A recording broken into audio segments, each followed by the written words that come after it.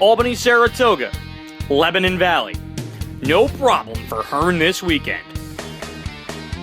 Breaking news out of Fonda. Friesen is human after all.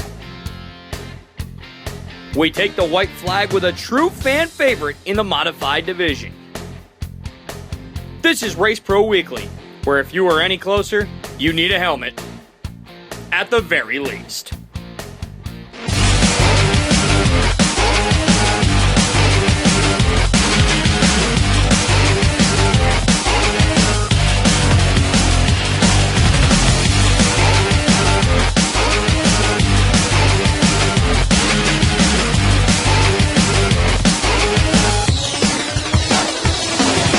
Hello and welcome to another edition of Race Pro Weekly. I'm Mike Warren. Last Saturday night at the Lebanon Valley Speedway, it was the third annual J.C. Flack Memorial event. Last year, we saw a first-time winner as Kyle Hoffman went to victory lane. Would this year's event do the same? Keith Flack getting one more chance to run side-by-side with his brother JC's car as we get started, as the pole sitter would be the 25 of Chad Jesio in the third annual J.C. Flack Memorial event. And on the move early was the 45 of Wayne Jelly, along with the 98 of Colby Schroeder as they run with Brian Berger for position. Meanwhile, Brett Hearn would go underneath the 34 of Andy Biittig, looking to crack the top 10 for the first time in this event. Wayne Jelly would put the slide job on Elmo Reckner and take the number 3 spot away. Colby Schroeder would follow along with Brian Berger right behind them, as caution will come out for now for Eddie Marshall. Off the restart, that Hearn guy going to go to the inside lane and pick up a bunch of positions, looking to make his way into the top 5. Tremont will be looking to follow as you see him going underneath the 17 of Elmo Reckner as he would struggle to get by a few cars. Then Kyle Hoffman gets into Mike King, and Brett Hearn somehow misses both of them on the inside lane. And then off the restart, Hearn would gain a lot of momentum as he would pull into the top 3, getting by Wayne Jelly for the position. He'd then go to work on Colby Schroeder, but his progress was impeded for the time being by the 25 of Jesio. Then he gets Schroeder on the back straightaway and set his sights on your race leader. Kyle Hoffman and Brian Berger putting on a battle way back, along with Kyle Sheldon for spots 4, 5, and 6, as now Sheldon would look to go underneath Jelly for the number 3 spot, trying to find something there. However, we go back to the race lead as Brett Hearn dives underneath Chad Jesio, and as Jesio drifts up, Hearn will take the race lead away. Sheldon and Jelly would still go side by side looking for that number 3 spot with the man in black, Kyle Hoffman, lurking right behind him, but it would all be behind Brett Hearn as he picks up another big win at the Valley. I want to take a minute to thank the Flack family for all they do for the Speedway here, and to say that we miss racing with JC on a weekly basis. A good competitor, love this place just like his family does, and I can't believe it's been as long as it's been already. The Jersey Jet grabs the victory. Colby Schroeder would finish in spot number 2, Wayne Jelly 3rd, Kyle Sheldon 4th, and Kyle Hoffman would finish in 5th. When the rains came a couple of weeks ago at the Fonda Speedway, it set up double features for the modifieds. With Stuart Friesen perfect on the season, would someone step up and beat him to the checkered flag? We start things off with the held-over feature as Darwin Green would reassume command in the feature event out at the Fonda Speedway. Corey Wilder on the move, trying to run him down along with the 18B of Bodie Bellinger in the early going. Parking lot in turn number 3 and 4 is Mark Kozlowski there, along with the 14 of C.G. Maury. Off the restart, 2 cars on the move. That is Friesen and Barron. Also, A.J. Romano trying to make his presence known, along with Ronnie Johnson, as cars will come off at turn number 4 as you see Hohenforce and Gleason running mid-pack. Jeff Trombley would make a bid to the inside of Craig Hansen. He'd take that spot away, trying to run down Bobby Varon, as caution will come out for the 18B of Bodie Bellinger after he lost a wheel. Off the restart, everybody goes low. Ronnie Johnson goes high, looking to take the spot away. He'll get into the number 2 spot and then go to work on the outside lane as Friesen hops a wheel a little bit down the backstretch. Ronnie Johnson would be your race leader, but then behind him, here comes Bobby Varon as he would go by Corey Wilder and then get by Darwin Green to take the number 2 spot away and set his sights on the 2 RJ. Stuart Friesen looking to do whatever he could to get underneath the 20 of Craig Hansen as he would look to take that spot away. And meanwhile, with only 6 laps to go, Varon has run down the Palmer Service Center entry. Varon going to turn it up to the top side, and he would smoothly get by him, running against the wall as he would make the move. However, Stuart Friesen still lurking right behind him. He'd get around Ronnie Johnson for the number 2 spot, but couldn't catch Bobby Varon as he gets by him, as Varon just too strong as he picks up his 2nd win of the year at Fonda. Well, it was a much-needed win for us, We've been having some really good runs with this new car, but Yeah, we've been having some bad luck and some motor issues and stuff like that, so it was much needed for this team. Feature number 2 would see Vinny Sanguinetti and Jesse Mueller lead the field to the green. As in the early going, it would be Craig Hansen getting by Sanguinetti as something would go amiss on the 34 machine, and he would tag the wall up in between near the Cow Palace. Off of the restart cars on the move will be the 24 of Jeremy Wilder. He'd make a bit on the outside lane. Is now Hansen trying to keep control, and then A.J. Romano slides underneath the 19 of Mueller for the number 2 spot. His car's still trying to make their way up. The 16 of Romano would dive underneath the 20 of Craig Hansen as they head through turn number 3 and 4. Romano would be your new race leader, bumping Hansen back to the number 2 spot. And, hey, there's Stuart Friesen looking for the number 3 spot on Mueller. He'd get by him, no problem, then go to work on Craig Hansen, and then he would set his sights on race leader A.J. Romano as he looks to go to the inside. He gets into the quarter panel a little bit, coming off at turn number 2. Stewie says, all right, I'm not going to get you low. I'll go to the high side. He drives right around him to take the race lead. Stuart Friesen trying to fend off Romano for one last shot, and you can bet Stuart Friesen wasn't getting shut out on this night as he grabs the win. The racetrack just slicking up wide enough when we tightened the car up enough to roll the middle, and it worked out for us. It was a fast racetrack early, and I'll tell you, this Teal Pro car and Danny Bedell, this small block's just been awesome this year. It's a great team effort, I'll tell you what. A Canadian sensation strikes one more time, grabbing another victory. A.J. Romano would finish in second. Craig Hansen would finish in third. Jeremy Wilder fourth, and Jesse Mueller fifth. Bobby Varon in the held over feature breaks the streak by beating Friesen and being the first one to do it. Friesen would have to settle for second. Ronnie Johnson third. Darwin Green fourth. A.J. Romano fifth. It's now time for this week's Facebook fan poll question. If Super Dirt Week leaves the New York State Fairgrounds and officials plan to keep it going, where would you like to see it end up? Log on to our Facebook page at facebook.com/RaceProWeekly to cast your answer and let us know what you think. Last week, we asked you which support class was your favorite at your local track. From the looks of things, you guys love to watch the Pro Stocks battle, but the Sportsman class is a favorite too. Coming up on Race Pro Weekly, we go out to Fulton and Albany-Saratoga for 2 totally different types of doubles. And we head to Merrittville to see if they had yet another first-time winner of the season. Right here on Race Pro Weekly. Reputable. Reliable. Results. That's what you get when you call Rick and the professionals at RCT Roofing. Quality service at fair prices. RCT gets the job done. Just like Nick Stone and the RCT Pro Stock. RCT Roofing, we've got you covered. You hear the roar getting louder, and the earth starts to shake. You brace yourself. The most powerful stock cars on the planet are coming. It's the World of Outlaws late models. Bucking 800 horsepower with 4 barrels of blazing. Every night's a shootout. The World of Outlaws Late Model Series heads to Fonda Speedway as part of the Great Northern Tour June 18th. Don't miss your chance to watch the greatest late model drivers in the country compete. The Track of Champions, Fonda Speedway, South Bridge Street, Fonda. There's only one place in the capital region for you to get the full racing action. Stop down at the Bobco video booth at the track or call 518-399-0937. Bobco Racing Video, the next best thing to being there. Welcome back to Race Pro Weekly as we head to the Fulton Speedway where both the Modifieds and the Patriot Sprint Tour were in action. We'll kick it off with the Patriot Sprint Tour. Some heat race action as Jason Barney and the 45 of Chuck Eben go together, and Eben, well, he went for a little bit of a ride there. Off of the drop of the green flag, it will be Sammy Reeks looking to take the race lead in the early going as Steve Poirier going to give him a battle as he would go to the top side in that number 28 machine like a fireball as he would take the race lead away. Caution will come out for the 00 of Danny Varon as he would have the front end brake. Then off of the restart, Lightning Larry White going to go to the outside lane and get by both Reeks and Poirier for the race lead as the Gypsum Express car number 99L would take the win. We head to the modified feature now.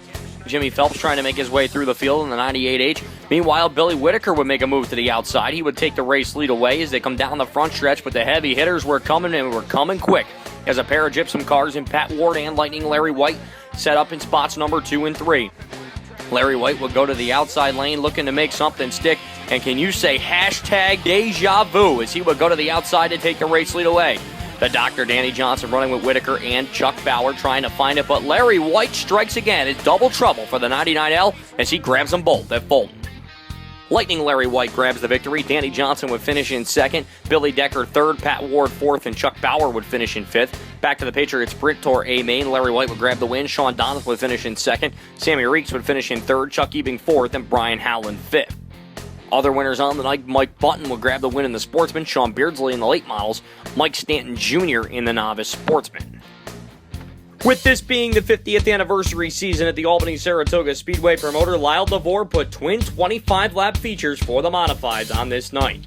With less laps than usual in each event, it could only add to the excitement. Let's take a look at how they panned out. Twin 25 number 1 would see Matt Depew and Ray Horde as the team cars would make their way down the front straightaway to kick off this double feature bill.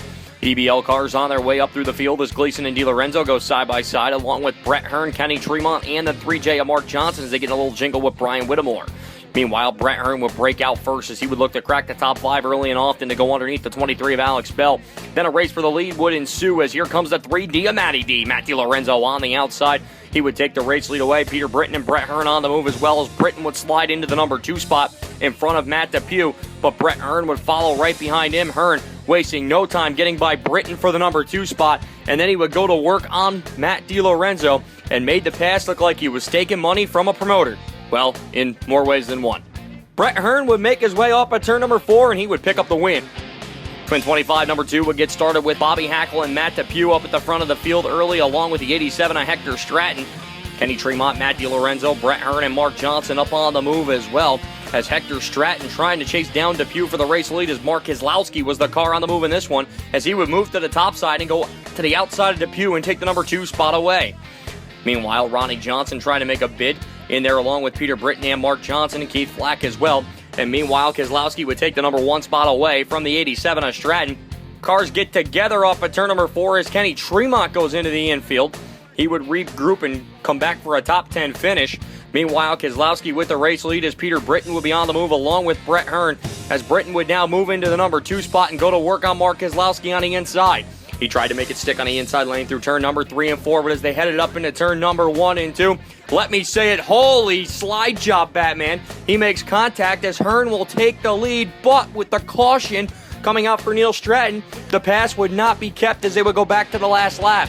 Meanwhile, Brett Hearn taking a 3-wide notion to the inside lane as he would take the race lead away, as caution will come out for Stratton once again, but Hearn would be up front to stay as Johnson trying to make a move on the outside.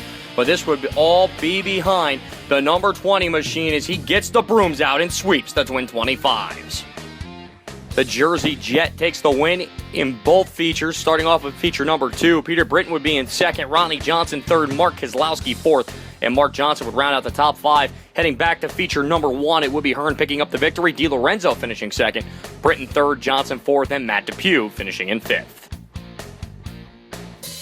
Since making the switch to Merrittville on Saturday nights from Canandaigua, Billy Dunn has been struggling a bit going winless. Would this be the night he would turn it all around?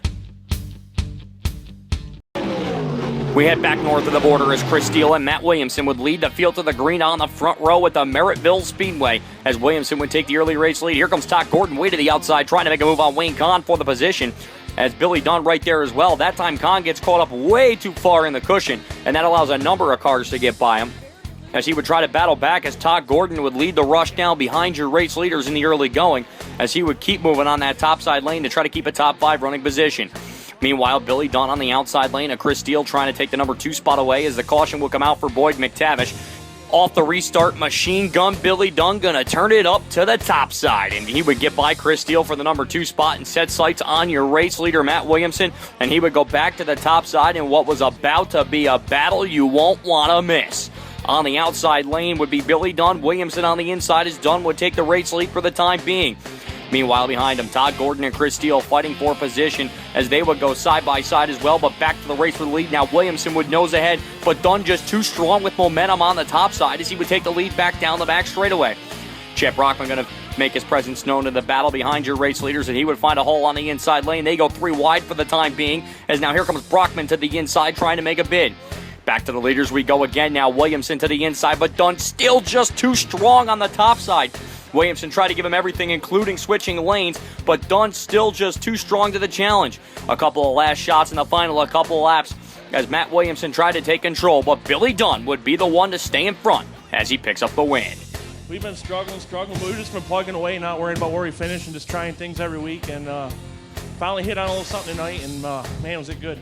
So Billy Dunn will grab the victory running the experimental spec head motor he's been running all season. Matt Williamson would finish in second, Chad Brockman third, Chris Steele fourth, and Todd Gordon would finish in fifth. Other winners on the night in the King of Crate Sportsman event, it would be Brad Rouse. Rob Meisner would grab the win in the open wheel lights, Mark Fawcett in the Hoosier stocks, and Kyle Rothwell in the 4 cylinders.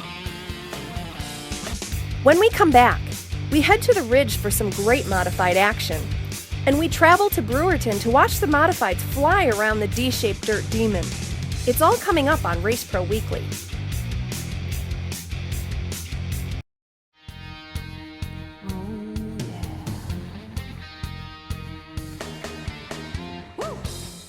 Some of the music you've heard on Race Pro Weekly this week is by A.J. Jansen, Country's Rebel Rose, bringing you a mixture of high-energy rock and sultry country roots. To hear more and for your free download, check out ajjansenmusic.com.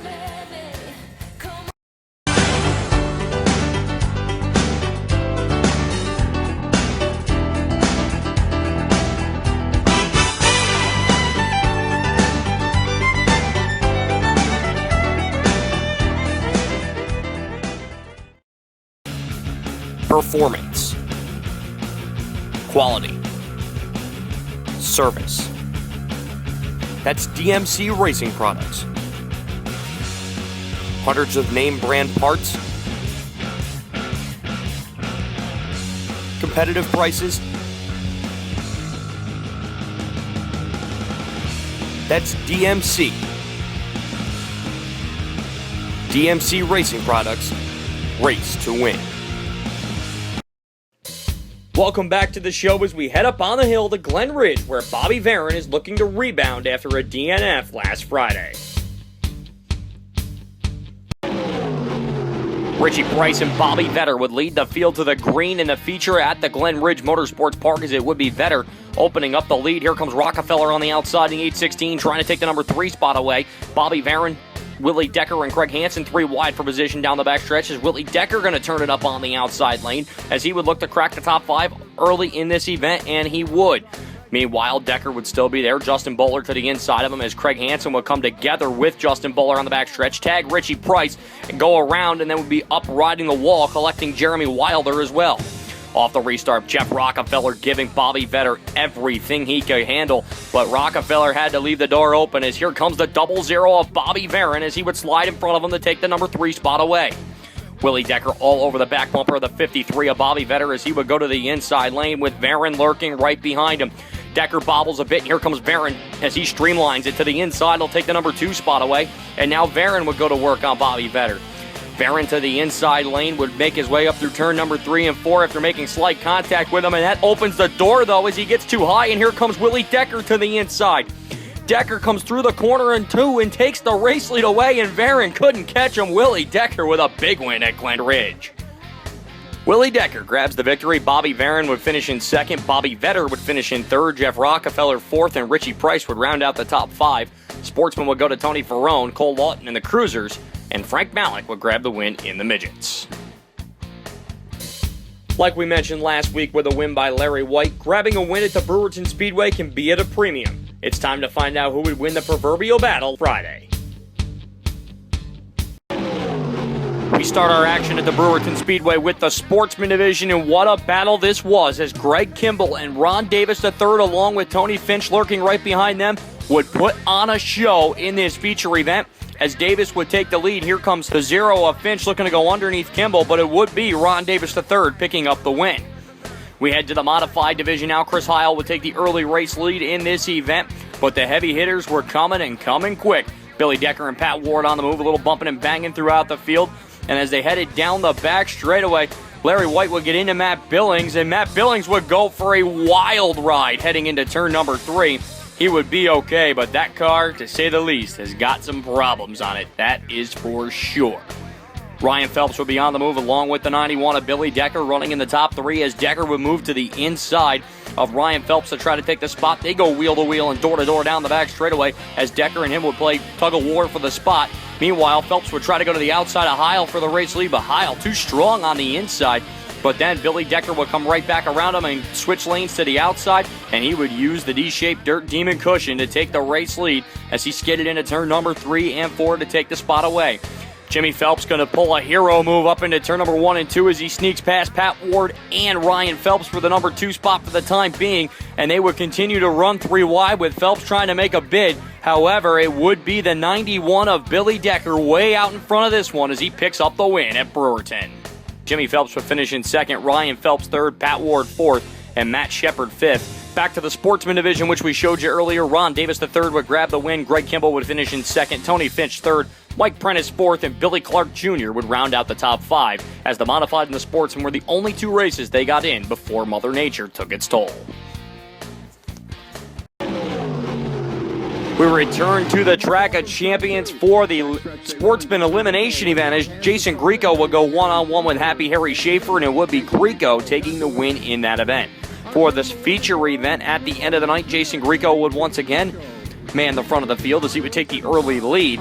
He would get some pressure early as cars would be on the move. Connor Cleveland up there along with the 234 of Adam McAuliffe trying to make his way up as Grieco would hold on to the race lead. A couple of cars on their way up as caution will come out as the 173 of Cody Blue would hit hard, but he would be okay in that machine. Meanwhile, Ivan Joslin trying to go to the inside of the 12 of Grieco for the race lead as they head down the backstretch and into turn number 3 and 4. Cars still on the move, and that would include, ladies and gentlemen, the 1J of Rocky Warner and the 27 of Jeremy Pitts as they tried to duke it out for position while trying to get to the front of the field. Wouldn't be long till the Jake Spriggers used cars. Car number 1J of Rocky Warner would move into the number 2 spot past Ivan Joslin and look to set his sights on race leader Jason Grieco. Rocky looking to make a bid to the inside as they head down through the Cow Palace. They come through turn number 3 and 4. It will be Rocky Warner, your new race leader. Now Grieco trying to hold on to spot number 2 as Jeremy Pitts right behind him as well as they come through the corner. Pitts just too strong on the inside. He'd take the number 2 spot away as they headed down the front stretch. This was all behind Rocky Warner as once he got there, he dominated as he picks up the win.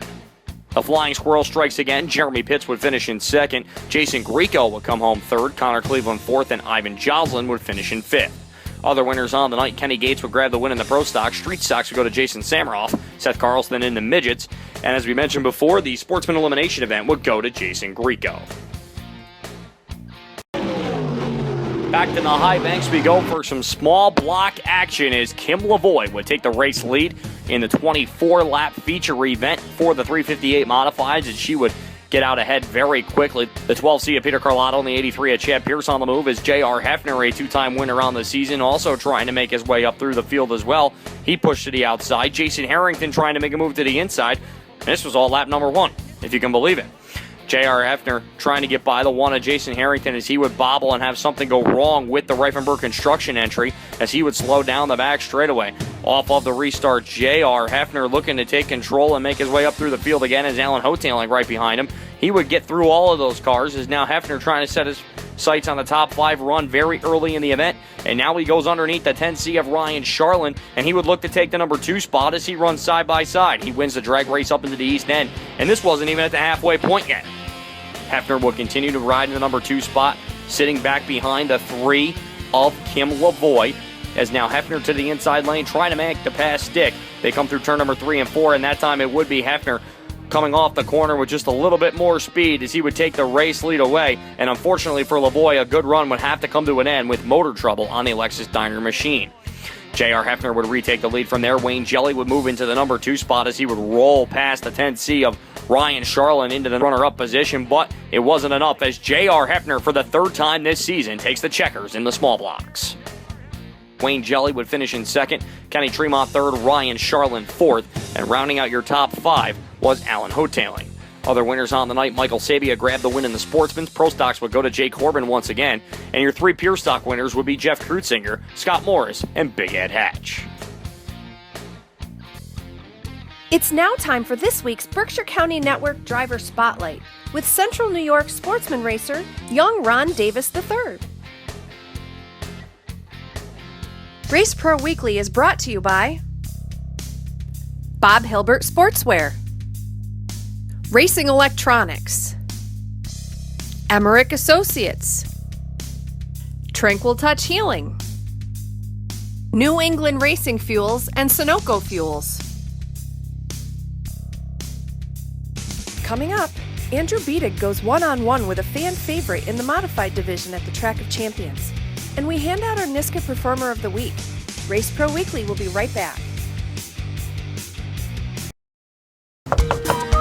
I'm Brian from 1-800-GOT-JUNK. This is my main man, Tom, and my other main man, Tom. You never know how much junk you've got until you move. Point to something you wish would disappear. Would it be possible to... It's gone! All you have to do is point.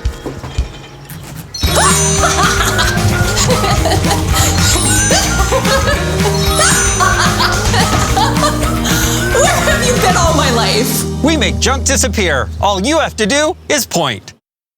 The Choices 301 program takes a multifaceted approach aimed at educating the public about the realities and dangers of what can happen when bad decisions are made inside a motor vehicle. Don't hesitate to designate. Welcome back to Race Pro Weekly as we head to the Evans Mills Speedway for the Asphalt Assault in memory of Kevin Ward Jr. for the Kevin Ward Jr. Memorial. As you see the balloons going up into the air in his honor, it would get started with Parker Evans and Mike Stelter at the front of the field. Dave Axon right behind them as Kelly Hebing looking in the number 4 spot to try to crack the top 3 in the early portion of this event, as Evans would get into lap traffic early and put quite a bit of a deficit on Stelter. Stelter in lap traffic would then close the gap on Evans just a little bit as you see the sparks starting to glow in the left rear tire of the 61. Matt Tanner trying to make his way into the top 5 up there along with Jeff Cook as well. But this would be behind Parker Evans as he would cruise to the victory in the Asphalt Assault race. As you see him posing with the plaque and with the family and friends of Kevin Ward Jr. in a great memorial event for him. We head back to the Albany-Saratoga Speedway for some limited sportsman action for this 15-lap event as Chris Curtis would take the early race lead over Kenny Conroy. They would run side-by-side looking for the race lead when the first caution will come out on the speedway, which would be for the number 23 of George Dorby up in turn number 1 and 2. Off of the restart, a lot of brake checking, and that would ensue the 7 of Ronca getting into the 20 of Schilling, spinning him around. Once we got back going, Andrew Buff going to try to make a move to the inside of Chris Ronca, trying to take the position away. Nick Freddo trying to make a move on the inside. He comes together with the 18 of Zach Del Rio as they would spin, and Freddo, yeah, I would say he's not too happy. Meanwhile, final lap coming down now. Kenny Conroy on the inside lane trying to make a move on Chris Curtis as he would barrel to the inside. They come through turn number 3 and 4 for the final time, and at the line it'd be too close to call. Can I get a freeze frame? Kenny Conroy picking up the victory, and he's going to spin and have a little fun up in turn number 1 and 2 as Kenny Conroy grabs the victory. Curtis would settle for spot number 2. Chris Ronca would finish in 3rd. Mark Rabideau 4th. And Travis Billington would round out the top 5. Jack Gentile will grab the win in the Sportsman feature. Pro Stocks would go to Jeff Washburn. And for the 5th straight week, Randy Miller grabs the win in the Street Stocks. For many seasons, Darwin Green has been an ultimate underdog at Fonda as he still looks for his first career win at the Speedway. Our own Andrew Biittig caught up with him as we take the white flag.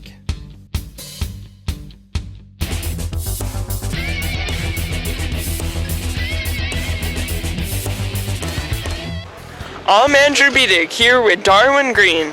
Darwin, how far is it for you to come to race at Fonda each week? It's 2.5 hours. We leave we left at noon today, and I guess it was like 12:30 by the time we got rolling, and we got here at 3 o'clock. So just in time to go get an ice cream cone across the street. Why is Fonda so special for you to race at? We've been coming here. I was talking about it on the way. We've been coming here like 8 years, and it's just wide racing, high speeds. You don't seem to tear the car up too much unless you make a mistake. And just a good bunch of people up here. I really enjoy the place. You were fast every week. What is the key to being consistent? Right now, my brother-in-law's Kenny's coming here, and he can watch the car. And we talk about, it's roll over like for the first feature. we're talking it was rolled over too much, so we got to raise some frame heights up and get it so it doesn't push so bad. It's the whole crew. It's not something I can do by myself. We win a race here, and it's going to be that's how I'll say it. We won a race here, me, my crew. It wasn't I went out there and won that race, because it takes the whole crew. Who do you need to thank for helping you this season? There's a lot of people to thank. Blue Diamond Tools for sponsoring shit. They have great tools if you're working with stone or whatever. My wife and son, they come with me every week. She gets my helmet all ready and my fire suit all ready, and I couldn't do it without them. So definitely want to thank them. And Joe, he's always here helping us. Kenny's been coming along, helping us out, getting us squared up. And some other people have been coming around here and helping us out. So it takes the whole crew. I want to thank all of them. And I especially want to thank all the fans here at Fonda that they come here every week. I was talking with some of the guys out here at the ice cream stand earlier, and they want to see me win, and they come and they root for me every week, and it's a great place, great people. Thank you. It's now time for this week's NYSSCA Performer of the Week. And with winning not one, not two, but 3 times this weekend, who else but the Jersey Jet Brett Hearn? The defending NYSSCA Performer of the Year winner is eligible for the award at the end of the season. That's all for this week's show. For the latest news, results, and photos, check out Race Pro Weekly online at www.raceproweekly.com, and be sure to follow us on Facebook, Twitter, YouTube, and Instagram. So for myself, Amber Chalmers, Fast Eddie, Scott Morlock, and everyone that helps put Race Pro Weekly together, thank you for watching this week's episode, and we'll see you next time.